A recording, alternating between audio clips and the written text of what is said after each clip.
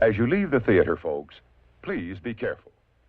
Don't let this happen to your car.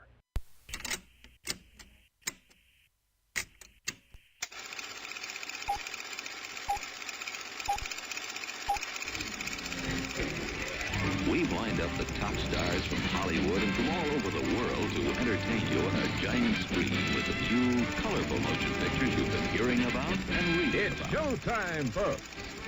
Enjoy the show. We're delighted to have you with us. They're driving theater.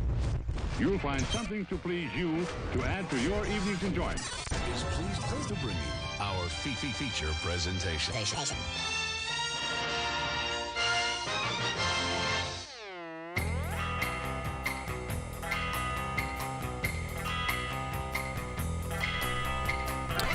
Good evening, everybody. It is October 7th. It is Monday, 8 o'clock Central Standard Time. We are live here with the Drive-In Speaker Box podcast. I am your host, Bo, the Boom Operator. And I'm Slick Dougie the Grip. And we've got another show for you tonight. Welcome back. If you are just now tuning in for the first time, thanks for joining us. We've just been in the Twitch pre-show for a while, talking to our viewers over there. If you're downloading this podcast, wherever it is you download your podcast, think about subscribing wherever it is you like to get your live videos. We go live on Facebook, we go live on YouTube Live, and Twitch every Monday night at 8 o'clock. And that's what we record to make this lovely podcast for you. So yeah, think about liking, subscribing, smashing it, thumbs up in it, sharing it, tagging it, hashtagging it, TikToking it, reeling it, whatever it is. Whatever the kids do these days. Whatever it is the kids may do. Yeah, so I don't TikTok, and recently the bar that I own it went viral on TikTok, like 20-something thousand likes. Like really? Yeah, for Nightmare on Block Street. Yeah, and people were like, "Oh, dude, we saw you on TikTok," and we had some people come in last night from Hot Springs, and they're like, "Yeah, we came in because we saw this on TikTok, and it looks so cool, and it's amazing, you guys, wow." And very cool, but like that somebody else made it. Yeah, it was like one of those, check it out, Halloween spooky theme bar, and had like, the song that you hear every time this time of year because it's like royalty free. I can't remember what video game that's from. Just one of those internet royalty frees, but we're gonna talk about movies tonight. That's what we do. It's October. The studio's getting a little spookier. It's getting more and more spooky every episode as we get close to Halloween and when you are in our final form of spook.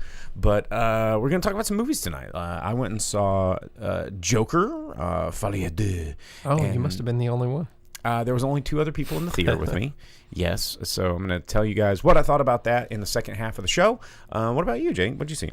I caught up on one that's been out for a week. I watched the Wild Robot. Oh, okay, all right. Well, we're going to talk about that in the second half of the show, so stick around for that. But since it's the first half of the show, we tell you what happened since we've been gone. Oh, geez. Stuff happened. News happened. I've been up here working all day. I haven't really looked at the news. A little bit of fun, just personal news. I was co-hosting Good Day NWA here is a local morning show on one of the local, NBC affiliates or whatever. But we interviewed Efren Ramirez from Napoleon Dynamite. He was Pedro. I guess they're going on tour because it's the 20th anniversary of Napoleon Dynamite. Really cool to chat with him. Seems like a really friendly guy. We were talking about that, and I guess they're going to be doing an event in Fort Smith. They're coming through on this tour where they're going and showing the 20th anniversary of Napoleon Dynamite and doing fan service stuff. So I thought that was pretty cool. But yeah, I wonder why Fort Smith. Because the Temple Live, they've got. They have it rented out. Are they doing a screening or they're just doing like a talking? I think it's both. It's going to be a screening and a talking. That's probably actually a good venue for that. How it's set up. Yeah. Philip over on Facebook is here for the Joker take. It's gonna be an interesting one. So yeah, stick around for that one. But yeah, in the news, Jake, you've been writing some notes there. What do you got? I've been trying. What's in your news feed? Well, right now, something that was kind of interesting. So you know how they took the Brad Pitt and George Clooney movie Wolves, and they took it out of the theaters, or they took away its theatrical run, and then they're like, we're just going to put it on Apple TV. We're going to not worry about screening it in theaters and everything. Well, it has become Apple TV's like most watched movie ever in the history of Apple TV, the hundreds of years of age of Apple TV. No, but it is their most successful, like their most watched thing ever. And it's only been out for like a week. It came out on September 27th. So it's kind of like the Alien movie where they were like, it's going to be Hulu only, and somehow ended up putting it in theaters, and it just made so many dollars. Well, Apple TV did the reverse of that. They took it out of the theater, and I bet they're kicking themselves now because they're like, crap, maybe people would have went and watched this and thing watched it in the movie theater. But I mean, that's good for the guys there behind it. They're getting people to watch it. But that sucks that it missed out on potential theater success. Also, a movie that we'll probably talk about in a little bit, but I read that Terrifier 3, during its early screenings here, people are vomiting and leaving the theater. The same thing that every horror movie... bullshit. Yeah, the same thing that every horror movie says. They're like, oh, it's so disturbing and so gross. Everyone just can't stomach the movie. Somebody had like bad Olive Garden and went to Terrifier and like vomited everywhere. But it's not... The director is just super stoked about that. He's like, hell yeah, we did our job. We made people so much shit their mouth. So disturbed that they just couldn't even handle being in the theater. The burritos they ate before coming to the theater. Yeah. So that's fun. I don't know. Are you going to go see it? Maybe. I need to watch the other two. I really wanted to watch the second one. The other two? No, I didn't even know the first one existed until the second one came out. It's a really interesting... I'm not in that horror sphere. No, but I feel like because they're goofy. Because they're goofy. Yeah, the second one really did look like something I want to see. I've seen clips from it, like in the laundromat where the people like mess with him, so he just like kills them.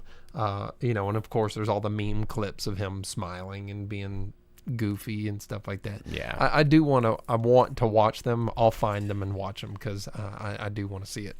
They're not bad. It's an interesting stylistic choice too. They're not bad. They look like they're cheaply made, but I was about to say I feel like they are bad, and that's why people like them. But they're not. It's pretty good. It's entertaining. It's intentional. I think is a good word for it. And they're not jump scare movies. That's really the thing that keeps me away from horror. He's going to kill everybody. Yeah, is jump scares. I hate jump scares and unnecessary gore. Like I get someone bleeding, being stabbed. I'm sure that there's tons of blood. Don't he like just drag bloody sacks full of people around or something? Pretty like much, that? But talking test screenings. I'm sure that all of you have heard or are about to hear about how Joker 2 did not make lots of dollars, but something funny about that is that they declined test screenings for this movie ahead of time. They're like, no, it's going to be a success. We're just going to... Don't worry about it. There was a 12-minute standing ovation at Cannes. Yeah. Screw test screenings, and then here you go. So I feel like test screenings is one of those things that's like... You should maybe do them. It could... Well, sometimes it works against movies, and sometimes it works for movies. Because there's been so many interviews where directors are like, well, the test audience hated it, but I fought for it. And I'm like, no, this is how it needs to be. Or they're like, well, the test audience hated it, we changed it, and that's the only reason this movie is a success. Because it's like Sonic. Yeah. You know? Well, that was the internet, was the test audience there. The internet was like, take away the teeth. What's wrong with you? Dina says that Lady Gaga moved on before it was ever released. Get that bag and forget about a girl. She said that on Twitch just now. But I've read that Lady Gaga, like before all these reviews were coming out, were like, yeah, I really would love to revisit this character. I think that there's more story to tell. And I feel like I've got a lot to say about this movie. So I feel like people finding out that she's Harley Quinn but not Harley Quinn is also something that may have really not been something that helped it. Because just finding out, like hearing that, hey, we have Harley Quinn, but it's not Harley Quinn. Don't expect her to be Harley Quinn, but she is Harley Quinn. Yeah, she wears like a red outfit. Yeah, people are like, no, dude, like, do you not realize that Harley Quinn was a successful character because of how she is? Like, Bruce Timm was like, I'm going to invent a character for this friggin' cartoon, and everyone's going to love her. And she's just a sassy New Yorker butthole. Mr. J. Yeah. And everyone's like, yeah, we like this character. And then if you do anything to change that, except make her more sassy or more shitty, but if you just completely change who she is, I think people are like, no, we love this character. You can't do that. I don't want to jump right into that review, but yeah. So that's what I'm saying. Because I will. Yeah. So stepping away from it. Hey, talking about cartoons, super cool, fun cartoons, and horror movies like Terrifier. Robert Englund had an interview, and are they going to do a Freddy Krueger cartoon? They're not going to do that would one, be. But how unbelievably cool that would be. Yes, and you know who also thinks that would be dope? It's like animated bitch. Robert Englund. Robert Englund was like, the only way I will return and be Freddy Krueger is if there's a high-end animated movie or series. Dude, if they did like one of those Netflix animated like 8 episode, 10 episode series, or one of those Amazon Prime. Yeah. Oh man, that was just like Freddy Krueger, and then bring back Dream Warriors. Just Dream Warriors. Dude, yeah, have Dawkins as a theme song for a Freddy Krueger Nightmare on Elm Street like animated series or movie. Dude. Yeah. But Robert Englund said that's the only way he'll come back and be Freddy, which would be awesome. Oh my God. It would be so cool. It would be so cool. I think, like get some like ex-weirdo animators, like make all the slurpy, gurpy, tentacly, cutty, bloody. Oh man. It would be so. Oh, I'd be into it. Why has no one done this? And Robert Englund being Freddy in that, I feel like Freddy Krueger is a character that lends himself well to an animated series. Oh, 1,000%. Also, cartoons are for kids, is how a lot of people look at animation. No, they can fuck right off. Dude, but you know how it is. A lot of people look at animation as just for kids, and we know how Freddy Krueger and kids get along. Yeah. That's why he got burned in the first place. Yeah. The neighborhood got together and just set that dude on fire because he was touching kids with steak knives. Not okay. Not cool. But Freddy Krueger's also really funny. He's like, his origin's just like let's skip over super that. gross, Yeah, but like, he's so fun other than when you find out his origin, right? And then you forget just like a about lot it. of Hollywood mega famous people. You're just like, they make cool stuff until you figure out what their origin is. Right, like, right. Yeah, he wins you over with his humor and murder, and then you learn about him. And just like Louis C.K. No, Freddie. Hey, he asked people if it was okay. I don't understand that one as much. It's just the first one I could think of. Don't people start to like him a little bit? I think again? I think he's back. I don't know. Well, talking Netflix too, we got a trailer for a movie called Joy. Did you see this? I did not. It's probably going to. Oh wait, no, I did. It's probably going to be something that hits the news, and people are going to be pissed. I saw this trailer this weekend. Yeah, it's about fertility. Test tube babies, like creating life where it may not be able to do so on its own. The trailer looked like a decent movie, I'm sure, but I imagine that it's just going to be one of those things most talked about because there's probably going to be people across the country that are just pissed to be pissed. I don't know. Yeah, so watch out for that one. And then Princess Bride. There's going to be a third one. No. Yep. No. I read a rumor and I was just like, nah. I just dismissed that as like, nah. They've confirmed Anne Hathaway is coming back. Oh, Princess Diaries. Oh yeah, I say Princess Bride. No, Princess Diaries. Whoa, okay. No, Princess Diaries. I could care less about that. That's fine. Anne Hathaway can do whatever. There's going to be a third one, and they hired their director, which is Adele Lim. She's the lady that wrote Raya, the Last Dragon.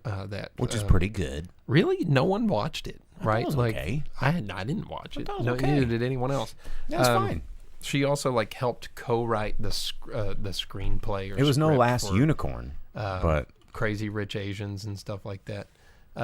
Yeah, Night Owls, like Mandy Patinkin coming back. Yeah, I'm sorry. That was my slip up. There hasn't been a Princess Bride 2. How would there be a Princess Bride 3? maybe it was like a red box thing, Yeah. Princesses Brides, and maybe, maybe it was a Pornhub exclusive that we didn't know about. Like Brazzers presents Princess Bride. Stepping so far away from that right now. But yeah, they have a director, and Anne Hathaway's coming back, so that one's going to be out there for all the people that have just been hurting to have another Princess Diaries movie.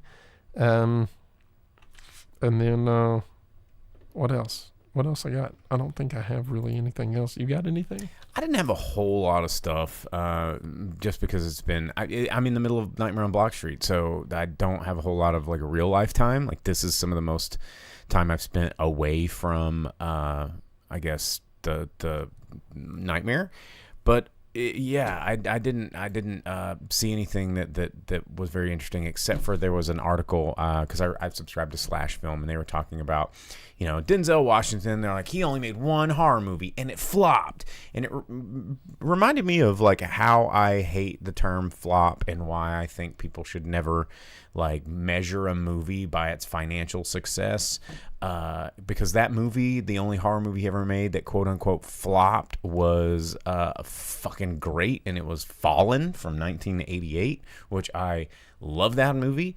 And it only has a 40% on Rotten Tomatoes, because Rotten Tomatoes is such a legitimate source to get an absolute like plethora of idiots telling you what idiots don't know about.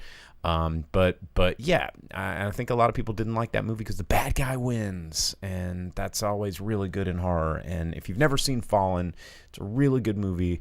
It'll get you whistling all the time. John Goodman, Denzel Washington, pretty freaking cool neo-noir sort of thing.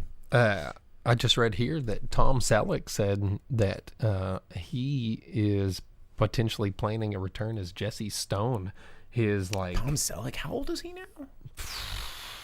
Old, but Jesse Stone's like his made-for-TV movie character that he's done. I don't know how many, 5, 7, a dozen movies of, but they're always something that people like. And he said that he would definitely make a movie, and he would just write it himself. One thing that's not mass appeal, but is starting to be. That's cool news. Warhammer, because I got to talk about. Got to talk about your Warhammer. With Space Marine 2 being such a big deal, they recently in the tabletop version took away the Death Watch army, which sucks because that's what I collect and paint and play. But they released a new animated mini short, like an animated short. That's all Death Watch, and Games Workshop did announce that through all of us telling them what we think about them for taking away all of our ability to play as an army with Death Watch, they're like, okay, well, since so many people seem to like Death Watch and love it, and we could have had no idea that people liked it, even though it's been like the most successful thing we've had since 2017, 18, whatever it is. Now that Space Marine 2 is out, we'll give you guys your army back. But they did that by providing an animated short in the I would watch the shows and stuff. The shows are really good. I can't. They have the tithes, and that's kind of how this is. It's done like the tithes, which was a 3-part series. Okay. It's on Warhammer Plus. You can watch it on Warhammer James TV. on Facebook just said that a Warhammer VR was just announced. Yeah, as well. so if you go to California and one of like the 2 or 3 no lag VR locations that exist, you can be part of a 4-man fire team, and you can do the Space Marine 2 stuff with a like unique story of pretty cool. You and your friends killing the Tyranids and everything. It does look cool, but yeah, you have to go to where the no lag VR location is. Beelzebub Ding Dong on Twitch asks, he Vince, says, wow. I just read Vince's comment. is it true that they announced a mandate for 4K dudes that have to wear deodorant, or was that just Magic the Gathering?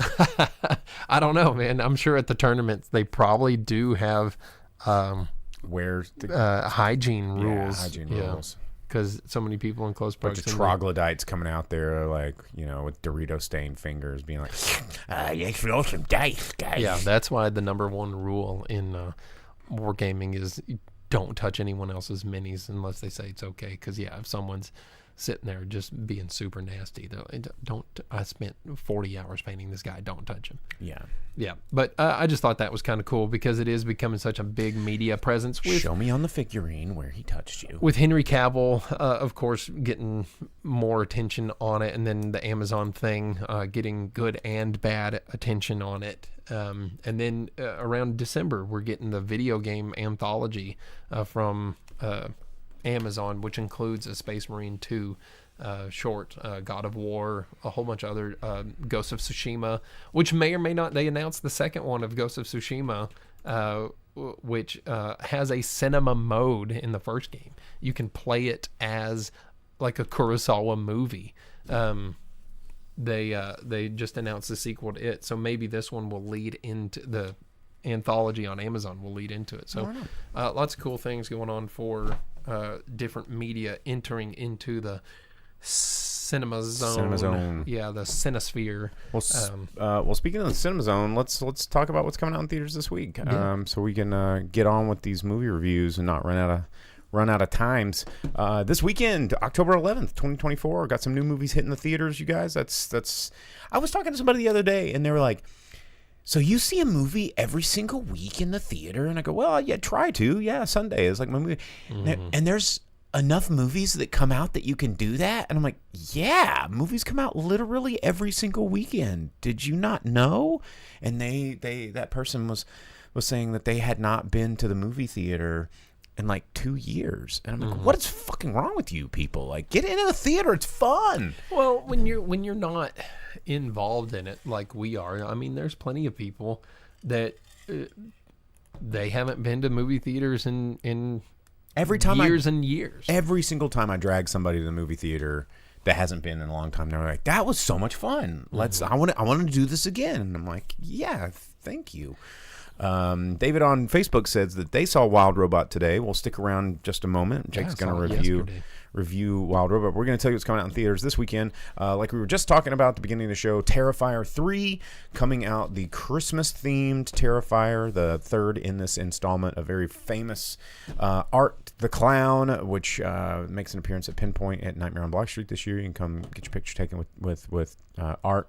What a new iconic horror clown to come on the scene. I mean, everybody knew Pennywise, but I think Art is becoming almost more iconic as a killer clown. He's overshadowing the killer clowns from outer space. Like he's becoming a thing. So the new version of that is coming out this weekend in theaters. Also coming out in theaters that I kind of really want to see. It looks interesting.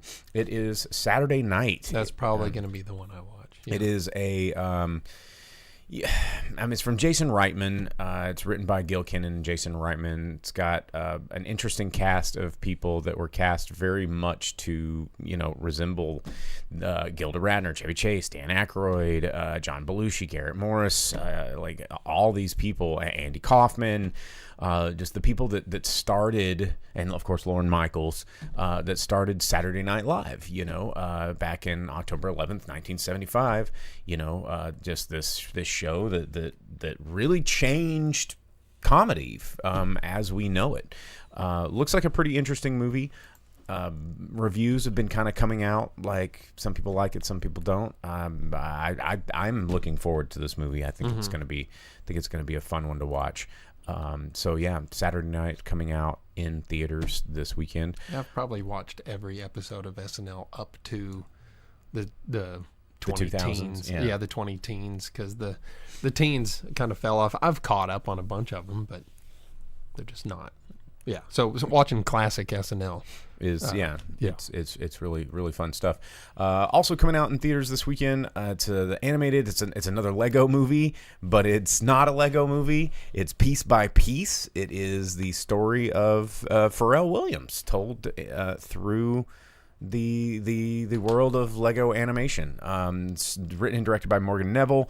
It is, obviously going to probably stretch reality a little bit because it's all in Lego, but it's got Pharrell Williams, Kendrick Lamar, Timbaland, Snoop, Gwen Stefani, Justin Timberlake, Jay-Z, NORE, Busta Rhymes, Daft Punk. It's just like everybody likes Pharrell Williams, man. Like he's he's such a homie. If the guy we watched in concert here recently, the band leader Niles? for Chic, it's like I wonder if he's going to be in there. He's not doing his own voice, they don't have him listed necessarily. Nile Rodgers, it'd be cool if he was there. But that actually looks pretty fun. I kind of want to see it. I will be interested to see how this one turns out. And then also coming out this weekend, the fourth option that you can see is The Apprentice. It was starring Sebastian Stan as you guessed it, Donald Trump.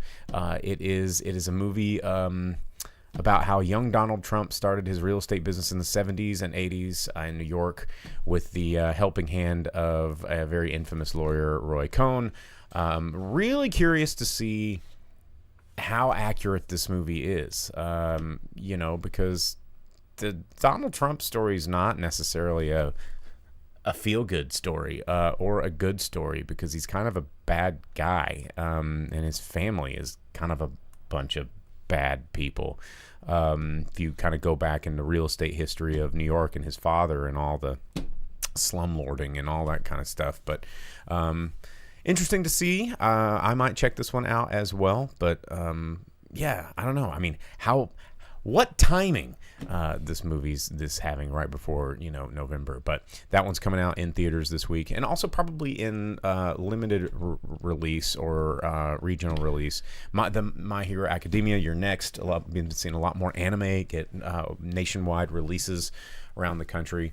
That's coming out, and I think everything else is just going to be pretty limited. So we'll skip over that. Philip Stevens on Facebook said, apparently, and P.S., if you guys don't know, Phil was the old, the gaffer who was a former co-host here on the Drive. He made a comment earlier about having to review movies that you don't get to choose. Sometimes that is how it goes, and that. Like, sometimes you're like, what's in the theater? Oh, crap. Here we go. Watch this one. But he says, apparently, Roy Cohn was the basis for Mr. Burns. Excellent. Evil people, man. Let's see. Event said they're extending Coraline's 3D anniversary release through Halloween. That one was so many people decided to watch Coraline. And then I think they're doing Nightmare Before Christmas anniversary re-release at the end of this month as well. He also said John Wick's 10th anniversary. Jeez, has it been 10 years? Well, I saw the trailer, the full new trailer to Ballerina. That I talked about last week? I finally got around to seeing that. And Doesn't it look just plain? I mean, it just looks like let's make Girl John Wick, and they even have that line in it. She's like, I want to be like you, teach me be like you, and he's like, you already are, and she's like, it's so stupid. Karate. I don't know, I'm getting very over John Wick anything these days. So anyway, that's what's coming out in theaters this week. You have a lot to choose from, so choose wisely, as the guy that guards the Grail says. But or just go to the theater and just pick one. I don't know, roll a dice and be like, get like one of those A-list subscriptions and just pick a movie, go see it, check out for 2 hours, and sit in the dark. Hey, if you like Indian movies because you're a cool person and you explore other cultures and learn things about the world and all that, the Indian movie I tried to watch last week, but was like $1 million and not on A-list, Devara. It is now available on A-list. You can watch it. So I need to try and see if I can watch it this week. It was in the top 10. It was like number 5 in the U.S. last week. So it's a Telugu movie. go watch. It has one of the stars from RRR. Everyone loved RRR during RRR. pandemic times. It'll be something to go check and watch. But it is now part of a list. You can watch it without having to pay $1 million. So. How much is $1 million exactly? Vince it was on Twitch was curious. It was like $20 to $30 per ticket. Okay, that is pretty expensive. So, which when you're used to A-list, it's like, what? Like, I'm gonna pay for this shit. Well, all right. Well, speaking of paying for this shit, let's talk about Joker before we get too far away. It's in the title of this show. It's what you've been wanting to. It's what you've been waiting for. Actually, I realized Vince asked. It was $20 to $30 here. I don't know how much it would be where you are. If it was $20 to $30 here, in Arkansas, probably a bit more there. But anyway, yes. Let's talk about Joker for a second, guys. Let's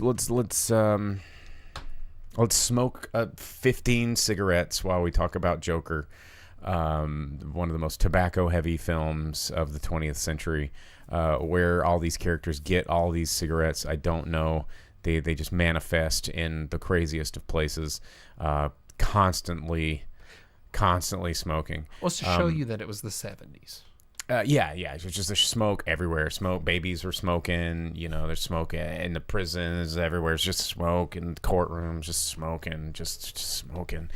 What wasn't smoking is the movie. They were smoking something on this, and in this movie, okay, like, ooh man, I have thought about this movie since I watched this one. It's still directed by Todd Phillips, who did the original, and I've said for a while, like, Todd Phillips, the fact that he did the original Joker blows my mind because, Old School and Road Trip and Hangover and, Due Date and all these movies that he's known for. And then he comes out with, the 2019 Academy Award nominated an award-winning film, right? And, an interesting take on society and anarchy and the concept of comic book movies and like whatever. Like the original his first Joker movie did some new things. It was pretty cool.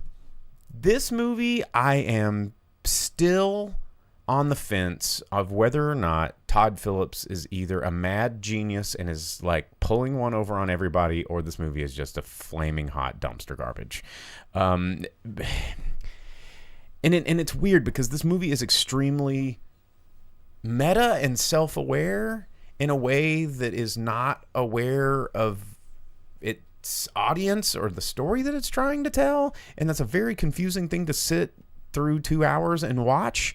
This Joker, by the end of this film, they're saying like, well, see, it's really not about Joker at all. It's about the concept of Joker. So it's not like Joker. So it could be anybody. It could be Joker, and it's like, oh, but this isn't necessarily Harley Quinn. It could be like anybody that's like semi, whatever. That's the inspiration for the people that go on in the world of the comic book and kind of be Harley Quinn and Joker. And, you're watching this movie, and this movie, like, its parts are well done. Like, it's beautiful to watch. It's edited very well. Like, the color palette is gorgeous. Catherine Keener is fantastic. Brendan Gleeson is always great. Steve Coogan, you know how I feel about Steve Coogan. Find a movie where Brendan Gleeson isn't like doing a badass job. Find a movie where Brendan Gleeson and Steve Coogan aren't just knocking it out of the freaking park. And Lady Gaga is actually really great on screen. And Joaquin Phoenix, again, just always a stellar performance out of this guy. But what was this movie trying to do?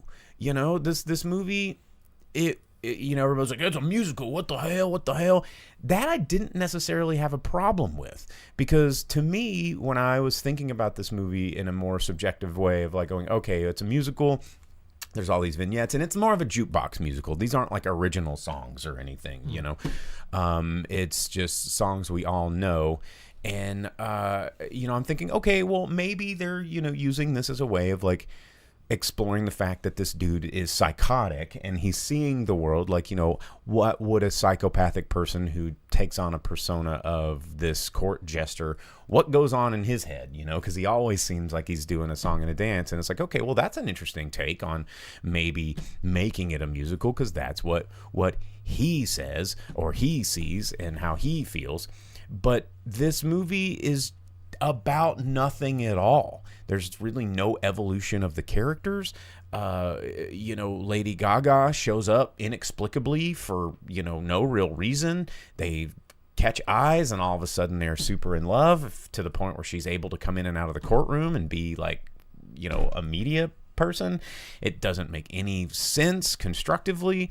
And, the character that Joaquin is playing doesn't have any sort of like metamorphosis or arc or anything. It's like, okay, he's drugged for half the movie and then he's not, and then he goes into the southern, there's a whole southern lawyer bit that he does that could have been really funny if you weren't so exhausted from trying to figure out what the fuck was going on in this first half of this movie. Here's where I get a little wanting to revisit and think about this a little bit more, and I've tried to read interviews with Todd Phillips, and it doesn't sound like he's thinking about it this hard either, which makes me think that maybe I'm overthinking it. But I feel like this movie, if I were to say, okay, let me find a thoughtful way to think about this movie. This movie feels like it acknowledges all the bros, because Todd Phillips knows how to make bro movies, that missed the point of the first movie of being like, this is a tragic movie about, how society can choose somebody, spit them out, and create a psychopath, and how, we attach ourselves to false idols, and we take what we want out of certain things, and, it drives people to madness and all this kind of stuff, and we shouldn't celebrate it, but everybody's like, Joker's so cool, just like all the assholes that dressed up as like, why so serious on Halloween when the worst Joker of all, it was on cinema screens and everybody loved it.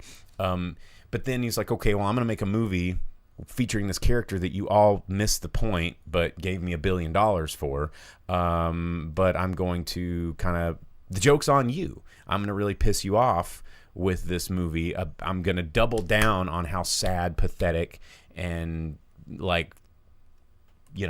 just miserable of a story that I wanted to impart on you people, and make it kind of a dull fest. And I only think about this in the sense that throughout the movie there was a monologue scene towards the end in the courtroom, and all throughout the movie they reference the first movie, which is weird, because you think like, oh yeah, they reference things that happened in the previous film as like, okay, that was the previous film, because we're seeing the what happened in time that has progressed, but they reference it as a movie. They said, did you see that movie that they made about you? And he's like, well, I didn't get to see it. And they're like, it was really good. Everybody loved it. And they were like celebrating the face paint. And I guess that they made like a movie about his life now that he's been in prison, but they kept referencing it as this social phenomenon of this movie about the Joker, but everybody was missing Arthur Fleck. And then at the end of the movie, he has this really huge dialogue where he's like, becomes Joker again, and he's like, you guys I'm giving you what you want. I'm giving you what you want to see. You missed Arthur Fleck. He's always been invisible to you. This is what you want. This is what you came for. And he in his head is like pounding people and going crazy and being weird. And he's like, is this what you want? And it was those two combinations of things. Like, is this movie way smarter than I think it should be, or am I just wanting it to be? But it still doesn't make it like super enjoying. It makes it kind of exhausting because people they came to see Joaquin Phoenix dancing on stairs and hitting people with hammers. Like I don't think people really knew what they wanted out of this movie. And when they didn't get what they didn't already know what they wanted out of this movie, they left very unsatisfied, And I mean, what did people expect out of this movie? I went into this movie going, how are they going to do this? Is it going to be Harley and Joker, like, robbing banks and doing all the shit? Well, I mean, no one went to watch it to find out, though. And so all of the people like you that did go and watch it, and they come back and they're like, it's not what you want at all. No one's going to go watch it to find out. So right? Here's the thing. David on Facebook, he asks, can it have a sequel? I'm about to give you guys some spoiler alerts. You're probably not going to see it because all the reviews, but I'm going to give you a spoiler. this is also something that I really enjoyed about this movie. Is there is a scene, and as the gaffer Phil said on Facebook, he said maybe it will get reevaluated in a few years, but it doesn't sound like there will be another one. I think this movie does deserve a reevaluation down the road because, and here's another thing that I actually liked about the movie, is there's a scene towards the end in the courtroom, and the mob, the crowd of Joker fans. Someone blows up the wall in the courtroom, and Joker's like, he gets up and he's like, oh, what's going on? And he comes out of the building, and he's like, oh, geez, what's going on? And a guy dressed as Joker's like, oh man, it's him, get him. And they put him in a car and he speeds off, and you as an audience member, you're like, okay, well here it is. Here's the origin story. He's got these gang people that are about like what he's doing, and this is the birth of this character. You're like, oh, I get it, I see it. And he drives off, but then he gets stopped in traffic and he's panicking because this character, this Arthur Fleck, he's like, I don't want to be. I'm just a crazy broken person. He gets out of the car and he's trying to run away from all these people. Like, no, Joker, more Joker, more Joker. He goes and he tries to find Harley because he doesn't want to be Joker anymore. And she's just like, well, you're no fun if you're not, and we can't be together. And he's like, what the hell? And he lets the cops arrest him again. He goes back to Arkham. Spoiler alert, he gets killed. They knife him in prison, and he dies. Like, he straight up dies at the end of the movie. And so now everybody's like, well, the guy that killed him's probably the Joker, and, it's the real Joker. And it's like, no, they killed him. He's dead. Like, they shanked him in the prison. And then I think everybody hated that too. But it like ended it. It's like, no, this is the end of this story. We're done. And I liked that in a way that I thought was kind of poignant storytelling. It's like the story is not about we poisoned Gotham's water supply so everybody will laugh. We're not doing that. This is a story about like mental health and abuse but it. This movie, no one's liking this movie. They should have at least in one of these had him pushing around like a pallet full of pies yelling about boners. That would have been really fun. But that's a Joker from the 70s. It is That's a Joker real from the thing. 70s. Yeah. Dina on Twitch says, it's like Todd Phillips saw The Man Who Killed Don Quixote, which is a great movie, smoked some weed, and then wrote a Joker script. I would really like to see a Terry Gilliam Joker movie. But Vince on Twitch said this movie scored worse than the previous Todd Phillips joint, Hangover 3. Yikes. Oh, and Hangover 3 sucked. And Velvet Santa on Twitch said, so a superhero movie without superheroes. Got it. And I think that this is important. I appreciate these other world like comic book movies. Like, I don't think everything needs to be super connected and ultra like blah blah blah and everybody has superpowers. I don't think that that's necessary. Yeah, and we talked about that here recently because DC would always run these comics called Elseworlds, right? Mm-hmm. But doing something like this that's so far removed from DC, but taking their character names and using them for your own story, it is hard because people want superheroes in superhero movies, and they want to have comic book stuff in their comic book movies. And I still haven't watched the original Joker just because, I'm one of those people. I if you're going to do a comic book thing, I want to see some comic book stuff, not Marvel. Like not Marvel. Get out of here. But at least that's that. What you're going for, because as bad as movies like Batman vs Superman may be or Justice League might be, you're like, I want to see friggin' Batman punch somebody, and you get to see Batman punch somebody. Like even in The Flash, you're like, the trailer has Batman punch someone. I want to see Batman punch someone, and then you take this thing that's very much in a Batman world, and they're like, what if you don't have anything Batman? Period. And that's like the Gotham TV series. Everyone's like, when am I going to get to see friggin' Joker? When am I going to get to see Batman? When do I get to see the things that Gotham City has? I don't want CW stuff. I don't want this. I want to see this. And when you take Joker like that, and you're just like, you take those characters and you go, what if we take these as far away from what you want as possible? Because screw you. I think that's why you see people not responding to it. The first movie, they're like, they posed it as an origin story, right? Yes. Like so many people are like, well, this is an origin story. But then when you're like, it's an origin for this guy, not for anything that you not want. for what you came for. I think that might be part of why people are step away from it. The more I think about this particular film, you know, and this is something that I've said about other films in the past that tried to do. I mean, you know, to a very lesser extent, the new Crow movie that came out. I think that this movie is actually a very good movie if it wasn't about the Joker.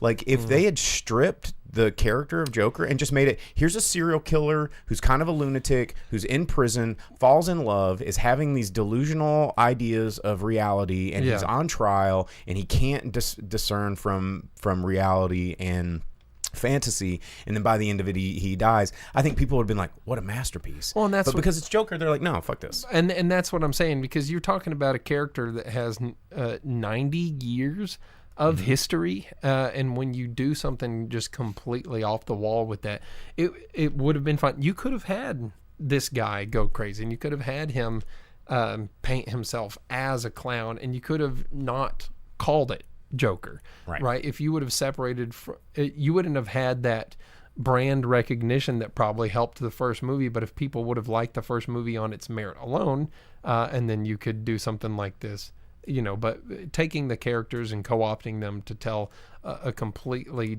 different story that has nothing to do with those characters, because you have a preconceived sense of when you order a turkey sandwich, you want it to taste like a turkey sandwich. You know what I mean? These characters have been around longer than the majority of all people on the face of the planet. So everyone that knows these characters knows them as the character that they are. Right. And you're like, what if we do?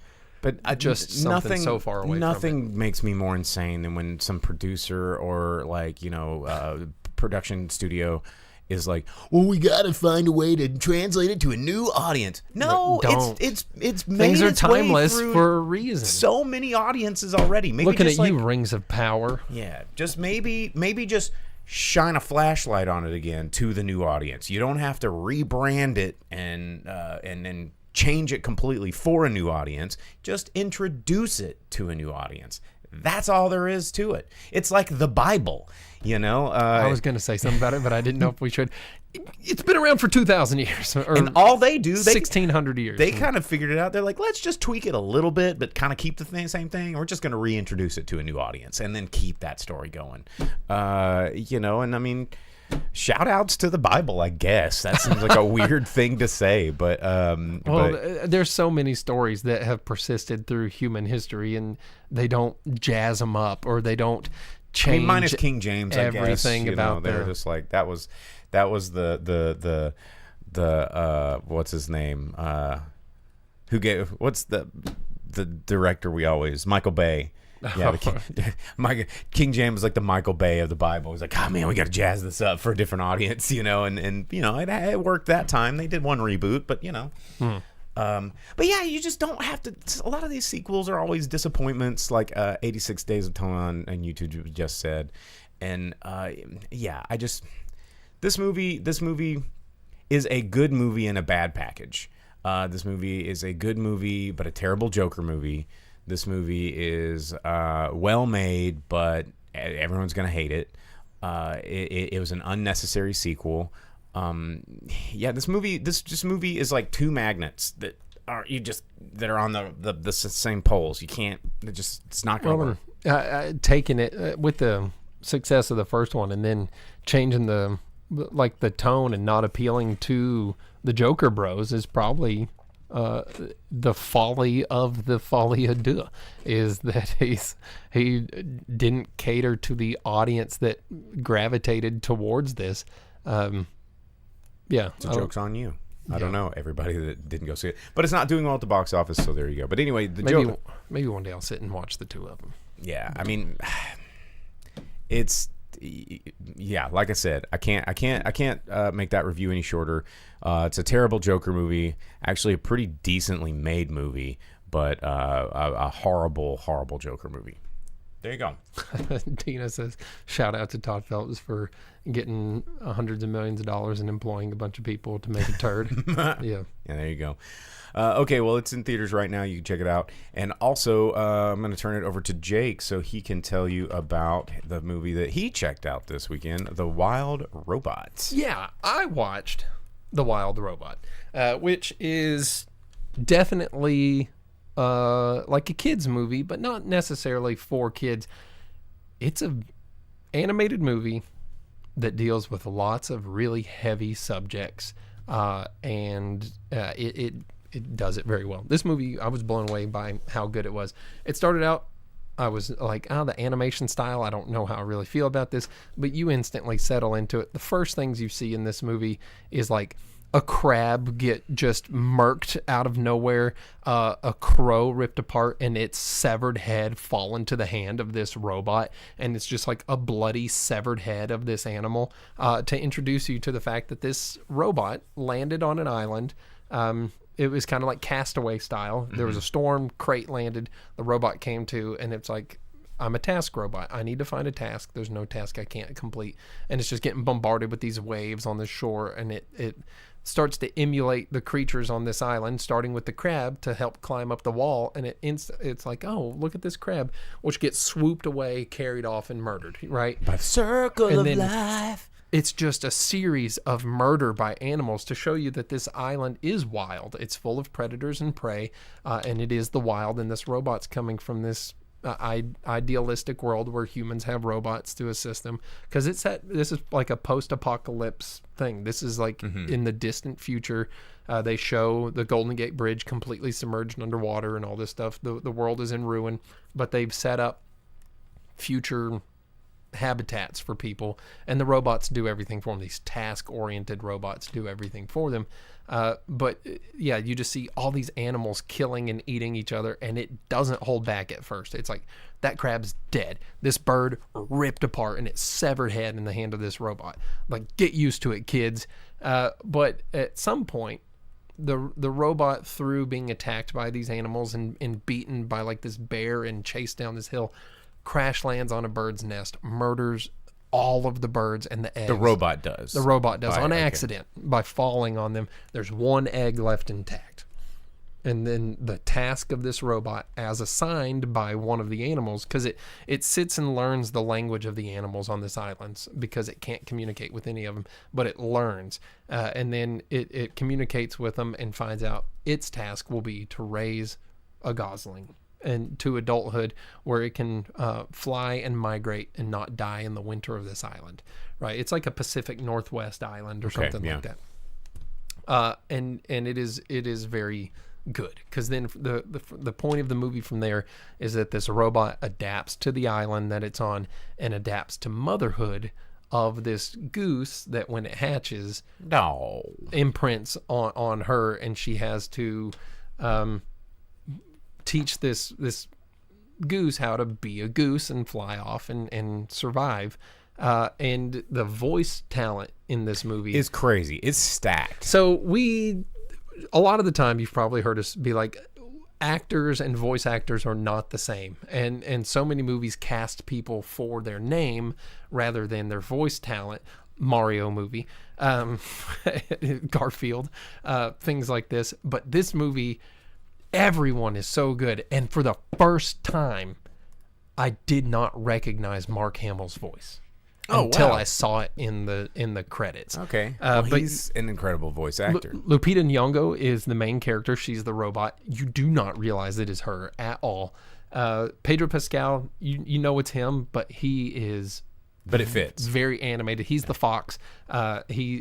He's like, they begrudgingly become friends, the robot and the fox, and he helps her raise the gosling. He's very good. Matt Berry, of course you recognize his voice. He stands out. Berry. He's like this beaver that's just a total butthole. He's so good. Bill Nye, who's awesome, who's fantastic in everything. He is your like favorite character for the short time that he's in it. Really liked it. Ving Rhames shows up and is just like super badass. Yeah, man, Catherine O'Hara's in it. You don't realize it's her. She's super Yeah, talented. whatever Chris Sanders did, he's the writer and director of this. Whatever he did to get the acting out of these actors for these roles, good job on him. Because I did not recognize Catherine O'Hara. I did not recognize Mark Hamill. They fit in the roles, but it goes from this robot that has to adapt to this island and is having a very tough time with it. But then she learns how to be a mother and overwrites her programming, and then it becomes just the saddest movie on earth. And it go in hydrated. You're gonna cry a lot. There's like 3 or 4 gotchas that just bring you to tears uncontrollably. It's very touching.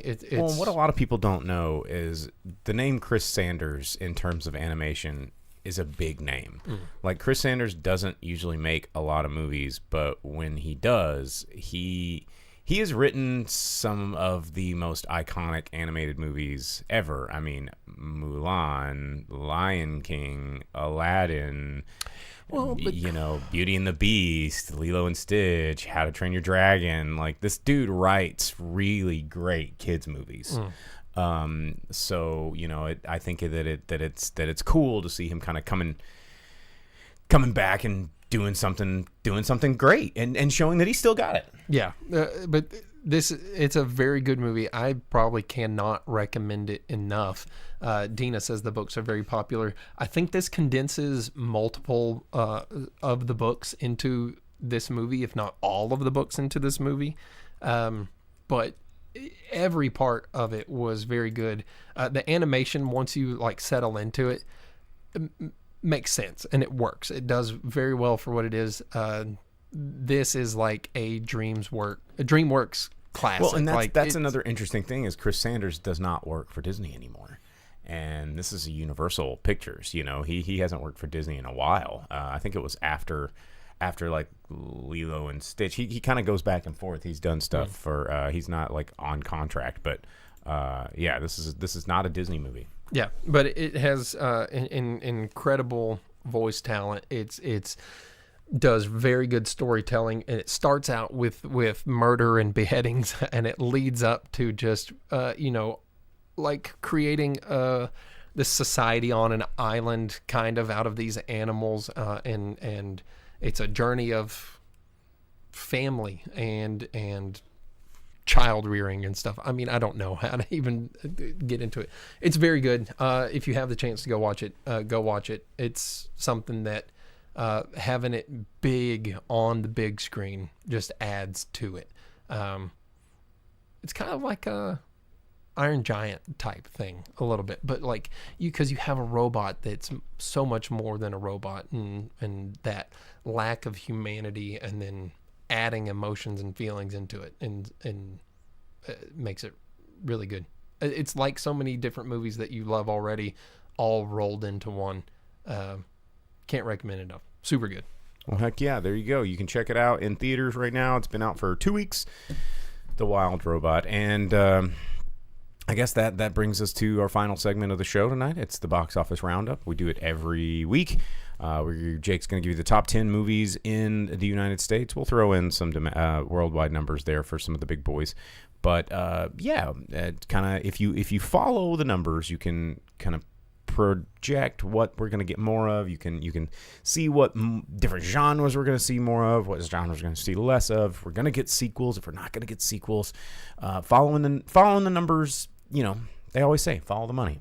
So number 10. All right, starting at number 10, Megalopolis brought in only another $1 million. I was gonna try and see it today, but I didn't have time. $6.5 million for it. I watched the pitch meeting for it, and it seems like the most confusing, oblong, weird movie. I'm into that. And then at number 11, actually climbing from the or at number 9, climbing from the number 11 spot, The Substance, which you talked about last week. Oh man, if you can see this movie, I need to go. It's not here anymore. Damn it, I didn't see it, but It's so good. I'll check every Malco that we have and see if we have it. It's so good. But it climbed 2 spots up to number 9. $1.3 million brought in by that one. Third week out, It's crazy that it- $9.7 million.